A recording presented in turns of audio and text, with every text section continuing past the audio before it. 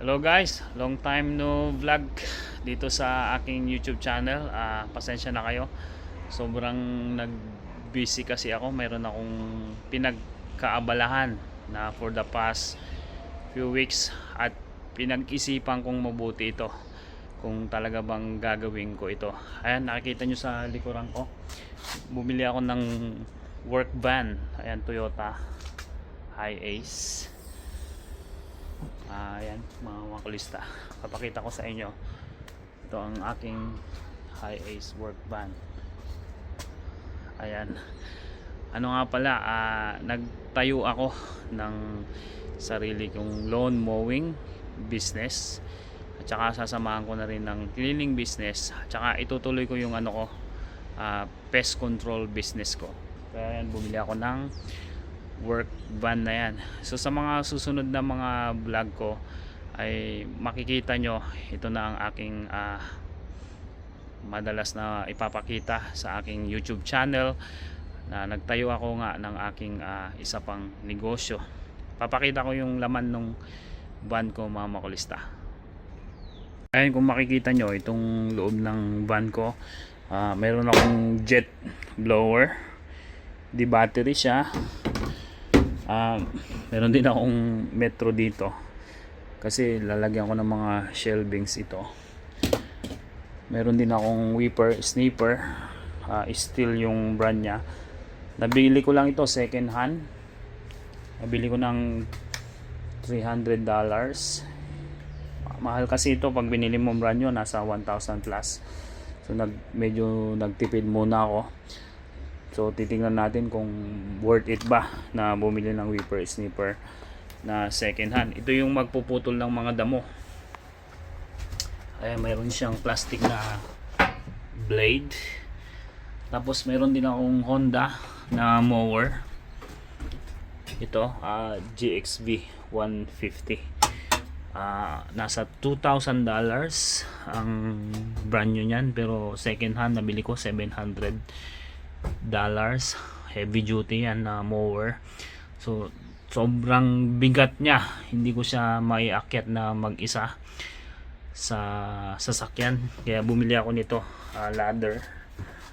Bababa ko di siya dito, papakita ko sa inyo mamaya yung ladder na yan. Lalagay ko dito para maibaba ko yung mower ng maayos.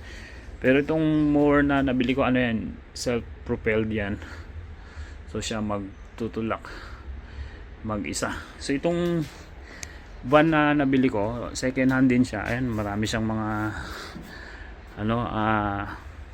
bakbak na mga pintura, ganyan. So okay lang naman yan mga makulista. Ginamit kasi ito sa construction. Tapos makikita nyo sira din yung ayan yung pintuan, naka-harness siya doon. Hindi ko muna binubuksan. Mapagawa ko pa yan.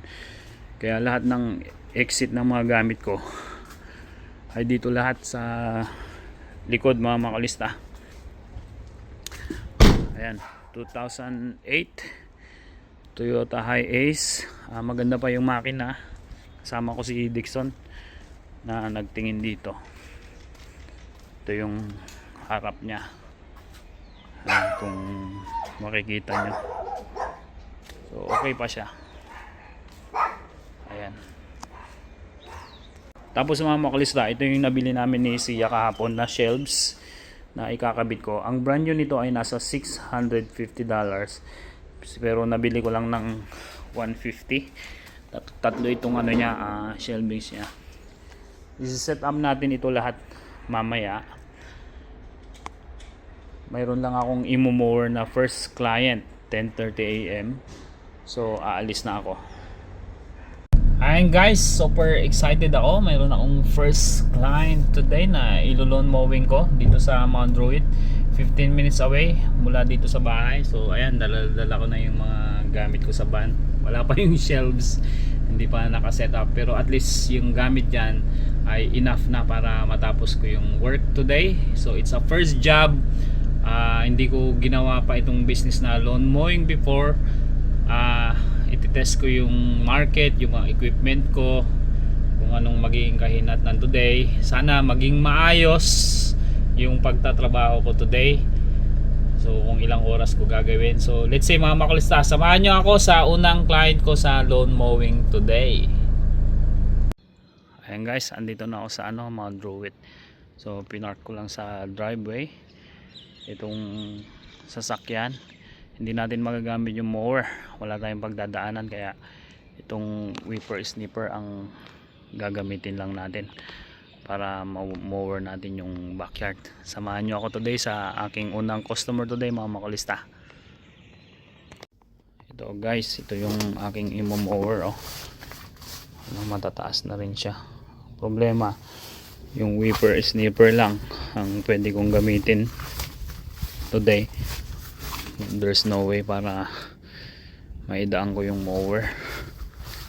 Ayan, lahat yan ito ang ating lilinisin. Sana magawa ko for 2 hours. Ito, taas na rin iligpit tayo para maayos ang ating pag-mower. So ayan guys, ito yung progress ng minomower ko. Medyo talagang struggle siya kasi hindi makapasok yung mower. So whipper snipper lang yung ginagamit ko, pero binoblower ko ngayon. Ayun.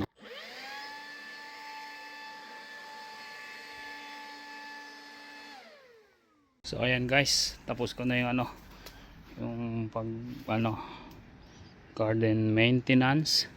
So hindi siya gaano kasi nga hindi mower yung ginamit ko, whipper snipper lang, dahil hindi magkasya kanina ang mower, wala akong pagdadaanan. Pero at least ayan, maganda na ang improvement. Ayan, hindi ko na itinabi ito kasi ayaw ipagalaw. So ayan yung whipper snipper ang ginamit ko. Hello guys, time check 12:30 na ng hapon. So nag-start akong 10:30.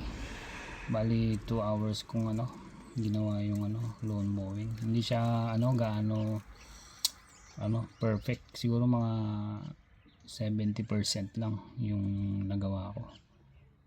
I don't have the kasi proper equipment, alam niyo yun.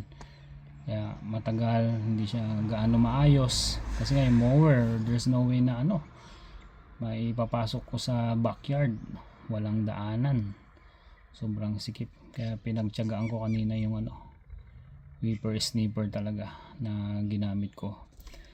Tapos second hand pa yung nabili ko na whipper snipper, pumapalya-palya siya, hindi ako happy. Sayang yung $300 ko. So alam nyo yun, sa kakatipid ko mga makulista, hindi pala maayos yung nabili ko na whipper snipper. Kaya bibili na lang ako ng bago, kahit na gumastos ako ng nasa $1,000 mahigit, okay lang. At least alam kong maayos yung mga gagamitin ko na mga whipper snippers. Pero dadaling ko sa ito, titignan ko kung pwede nilang magawa o ma-repair man lang, para kahit papaano ay mayroon pa rin ako magagamit. Pupunta ako sa Plumpton, papa-check up ko yung whipper snipper na nabili ko mga makulista. So ayan, samahan nyo pa rin ako today sa aking bagong negosyo na lawn mowing business.